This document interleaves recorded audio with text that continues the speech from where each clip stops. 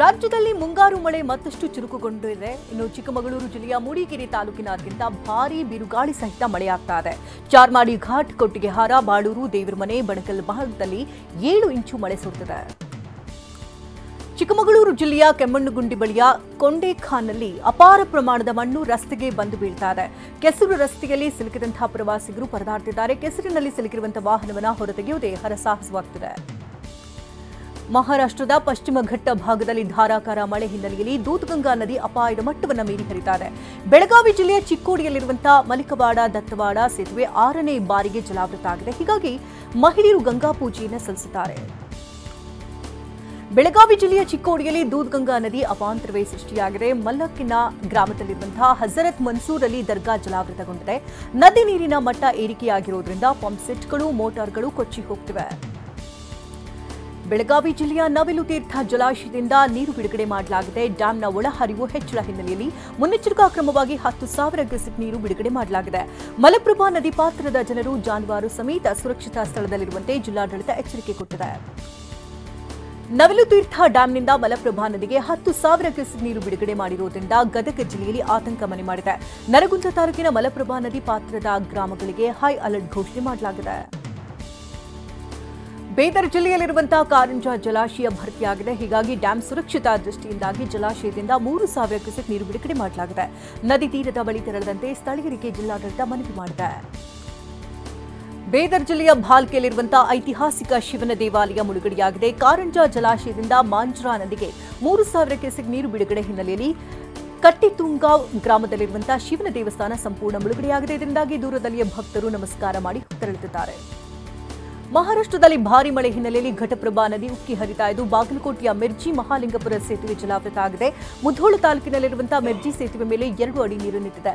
ಇದರಿಂದ ಮಿರ್ಜಿ ಮಹಾಲಿಂಗಪುರ ಸಂಪರ್ಕ ಕಡಿತವಾಗಿದೆ.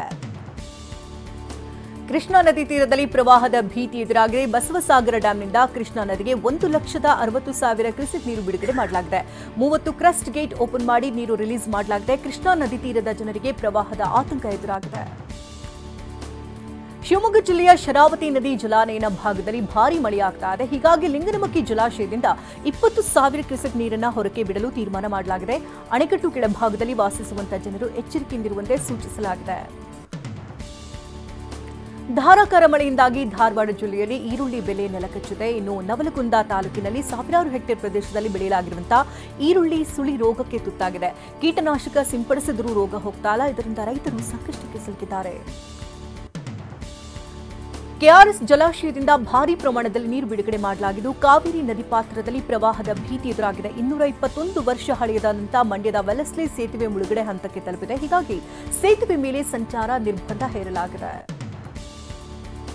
ಕೆಆರ್ಎಸ್ ಡ್ಯಾಂನಿಂದ ಕಾವೇರಿ ನದಿಗೆ ಅಪಾರ ಪ್ರಮಾಣದಲ್ಲಿ ನೀರು ಬಿಡುಗಡೆ ಹಿನ್ನೆಲೆಯಲ್ಲಿ ಶ್ರೀರಂಗಪಟ್ಟಣದಲ್ಲಿ ಅಸ್ಥಿ ವಿಸರ್ಜನೆ, ಪಿಂಡ ಪ್ರದಾನ ನಿಷೇಧ ಮಾಡಲಾಗಿದೆ. ಪಿಂಡ ಪ್ರದಾನ ಮಾಡಲು ನಿಗದಿಯಾಗಿರುವಂತಹ ಸ್ಥಳ ಕೂಡ ನೀರಿನಲ್ಲಿ ಮುಳುಗಡೆ ಹಿನ್ನೆಲೆಯಲ್ಲಿ ನಿಷೇಧ ಹೇರಲಾಗಿದೆ. ಅಪಾಯವಿದ್ದರೂ ಕೆಲವರು ಪಿಂಡ ಪ್ರದಾನ ಮಾಡುತ್ತಿದ್ದಾರೆ. ಹಾವೇರಿ ಜಿಲ್ಲೆಯ ಹಾನಗಲ್ನಲ್ಲಿ ನಿರಂತರ ಮಳೆಗೆ ಮನೆಯ ಗೋಡೆ ಕುಸಿತವಾಗಿದೆ. ಶಾಡುಗುಪ್ಪಿ ಗ್ರಾಮದಲ್ಲಿ ನಡೆದಂತಹ ಘಟನೆಯಲ್ಲಿ ಅದೃಷ್ಟವಶಾತ್ ಯಾವುದೇ ಪ್ರಾಣಾಪಾಯವಾಗಿಲ್ಲ. ಇನ್ನು ಗೌರಮ್ಮ ಅನವಟ್ಟಿ ಎಂಬುವರಿಗೆ ಸೇರಿದಂತಹ ಮನೆ ಕುಸಿದಿದ್ದರಿಂದಾಗಿ ವಸ್ತುಗಳಿಗೆ ಹಾನಿಯಾಗಿದೆ. ರಾಯಚೂರು ನಗರದಲ್ಲಿ ಸುರಿತಾ ಇರುವಂತಹ ಮಳೆಯಿಂದಾಗಿ ಜಿಲ್ಲಾಧಿಕಾರಿಗಳ ಕಚೇರಿಗೆ ಮಾರ್ಗ ಕಲ್ಪಿಸುವ ರಸ್ತೆ ಜಲಾವೃತವಾಗಿದೆ. ಮೊಣಕಾಲುವರೆಗೆ ನಿಂತಿರುವಂತಹ ನೀರಲ್ಲೇ ಓಡಾಡೋದಕ್ಕೆ ಜನರು ಪರದಾಡ್ತಿದ್ದಾರೆ. ಚರಂಡಿ ನೀರಿಗೆ ಮಳೆ ನೀರು ಮಿಶ್ರಣವಾಗುತ್ತಿರುವುದರಿಂದ ಓಡಾಡುವುದೇ ದುಸ್ತರವಾಗುತ್ತಿದೆ. ರಾಜ್ಯದ ಹಲವು ಜಿಲ್ಲೆಗಳಲ್ಲಿ ಮುಂಗಾರು ಮಳೆ ಆರ್ಭಟಿಸ್ತಾ ಇದೆ. ಹಲವು ಜಿಲ್ಲೆಗಳ ಶಾಲೆಗಳಿಗೆ ರಜೆ ಘೋಷಣೆ ಮಾಡಲಾಗಿದೆ. ಉಡುಪಿ, ಧಾರವಾಡ, ಯಾದಗಿರಿ, ಬೀದರ್ ತಾಲೂಕು ಹಾಗೆ ಬೆಳಗಾವಿ ಜಿಲ್ಲೆಯ 7 ತಾಲೂಕು, ಕೊಡಗು ಜಿಲ್ಲೆಯಲ್ಲಿ ಶಾಲಾ ಕಾಲೇಜು ಹಾಗೆ ಉತ್ತರ ಕನ್ನಡ ಜಿಲ್ಲೆಯ 11 ತಾಲೂಕುಗಳಲ್ಲಿ ಪಿಯುಸಿವರೆಗೆ ರಜೆ ಘೋಷಿಸಲಾಗಿದೆ. ಮಳೆಯಿಂದಾಗಿ ಬೆಂಗಳೂರಿನ ಸಾಯಿ ಲೇಔಟ್ನಲ್ಲಿ ಅವಾಂತರವೇ ಸೃಷ್ಟಿಯಾಗಿದೆ. ರಾಜಕಾಲುವೆ ನೀರು ಲೇಔಟ್ಗೆ ನುಗ್ಗಿದ್ದು ನಿವಾಸಿಗಳು ಪರದಾಡುವಂತಾಗಿದೆ. ಪ್ರತಿ ಮಳೆಗಾಲದಲ್ಲಿ ನಿವಾಸಿಗಳು ಸಮಸ್ಯೆಯನ್ನು ಎದುರಿಸ್ತಾ ಇದ್ದು ರೋಸಿ ಹೋಗಿದ್ದಾರೆ. ಈಗಾಗಲೇ ಹಲವರು ಮನೆ ಖಾಲಿ ಮಾಡಿ ಬೇರೆಡೆಗೆ ಶಿಫ್ಟ್ ಆಗಿದ್ದಾರೆ. ಕರ್ನಾಟಕದ ಪಶ್ಚಿಮ ಘಟ್ಟದಲ್ಲಿ ಧಾರಾಕಾರ ಮಳೆ ಹಿನ್ನೆಲೆಯಲ್ಲಿ ಚಿಕ್ಕಮಗಳೂರಿನ ಸಿರಿಮನೆ ಜಲಪಾತ ಮೈದುಂಬಿ ಧುಮ್ಮಿತ್ತಿದೆ. ಹಸಿರು ರಾಶಿಯ ನಡುವೆ ಕಲ್ಲು ಬಂಡೆಗಳ ಮೇಲೆ ಜಲಪಾತದ ಆರ್ಭಟ ಜೋರಾಗಿದೆ. ಜಲಪಾತದ ವೈಭವದ ದೃಶ್ಯ ಡ್ರೋನ್ ಕ್ಯಾಮೆರಾದಲ್ಲಿ ಸೆರೆಯಾಗಿದೆ. ಮುಂಬೈನಲ್ಲಿ ಸುರಿತಾ ಇರುವಂತಹ ಧಾರಾಕಾರ ಮಳೆಗೆ ಜನಜೀವನ ಸಂಪೂರ್ಣ ಅಸ್ತವ್ಯಸ್ತಗೊಂಡಿದೆ. ವರುಣನ ಆರ್ಭಟಕ್ಕೆ ಬಹುತೇಕ ರಸ್ತೆಗಳು ಮುಳುಗಿದೆ. ಶಾಲಾ ಕಾಲೇಜು ಸರ್ಕಾರಿ ಕಚೇರಿಗಳಿಗೆ ರಜೆಯನ್ನು ನೀಡಲಾಗಿದೆ. ಹವಾಮಾನ ಇಲಾಖೆ ರೆಡ್ ಅಲರ್ಟ್ ಘೋಷಣೆ ಮಾಡಿದೆ. ಮಳೆಯಿಂದಾಗಿ ವಾಣಿಜ್ಯ ನಗರಿಯಲ್ಲಿ ಸಂಚಾರ ಸ್ತಬ್ಧಗೊಳಿಸಿದೆ. ವಿಮಾನ ಹಾರಾಟ, ರೈಲುಗಳ ಸಂಚಾರದ ಮೇಲೆ ಭಾರೀ ಪ್ರಮಾಣವನ್ನು ಬೀರಿದೆ. ಇನ್ನು 250ಕ್ಕೂ ಹೆಚ್ಚು ವಿಮಾನಗಳ ಹಾರಾಟದಲ್ಲಿ ವಿಳಂಬ ಆಗಿದೆ. ರೈಲುಗಳ ಸಂಚಾರ ಕೂಡ 20 ರಿಂದ 30 ನಿಮಿಷ ವಿಳಂಬವಾಗುತ್ತದೆ. ಮುಂಬೈನಲ್ಲಿ ವರುಣನ ಆರ್ಭಟದಿಂದಾಗಿ ಬಾಂದ್ರಾ ಖಾರ್ ಲಿಂಕ್ ರೋಡ್ ಜಲಾವೃತ ಆಗಿದೆ. ಜಲಾವೃತಗೊಂಡಂತ ರಸ್ತೆಯಲ್ಲಿ ವಾಹನಗಳು ಸಂಚರಿಸ್ತಾ ಇದೆ. ನೀರು ತುಂಬಿದ ರಸ್ತೆಯಲ್ಲಿ ವಾಹನಗಳು ಕೆಟ್ಟು ನಿಂತಿದ್ದರಿಂದ ಸವಾರರು ಪರದಾಡಿದ್ದಾರೆ. ಮುಂಬೈನಲ್ಲಿ ವರುಣನ ಆರ್ಭಟ ಮುಂದುವರೆದಿದೆ. ಹೀಗಾಗಿ ಮುನ್ನೆಚ್ಚರಿಕಾ ಕ್ರಮವಾಗಿ ಖಾಸಗಿ ಕಂಪನಿಗಳು ತಮ್ಮ ಸಿಬ್ಬಂದಿಗೆ ವರ್ಕ್ ಫ್ರಮ್ ಹೋಮ್ ಮಾಡೋದಕ್ಕೆ ಸೂಚನೆ ನೀಡಿದೆ. ಇನ್ನು ನಗರದ ಪ್ರಮುಖ ರಸ್ತೆಗಳು ನದಿಗಳಾಗಿ ಮಾರ್ಪಟ್ಟಿವೆ. ದೆಹಲಿಯಲ್ಲಿ ಯಮುನಾ ನದಿ ಅಪಾಯದ ಮಟ್ಟವನ್ನು ಮೀರಿ ಹರಿತಾ ಇದೆ. ರಾಷ್ಟ್ರ ರಾಜಧಾನಿ ಪ್ರವಾಹ ಪರಿಸ್ಥಿತಿ ನಿರ್ಮಾಣ ಆಗಿದೆ. ಇನ್ನು ಶಾಸ್ತ್ರಿ ಪಾರ್ಕ್ ಬಳಿ ಮನೆಗಳು ಜಲಾವೃತಗೊಂಡಿದ್ದು ನೂರಾರು ಮಂದಿ ಬೀದಿಗೆ ಬಿದ್ದಿದ್ದಾರೆ. ನಿರಾಶ್ರಿತರು ಫ್ಲೈಓವರ್ ಕೆಳಗೆ ಆಶ್ರಯ ಪಡೆದಿದ್ದಾರೆ.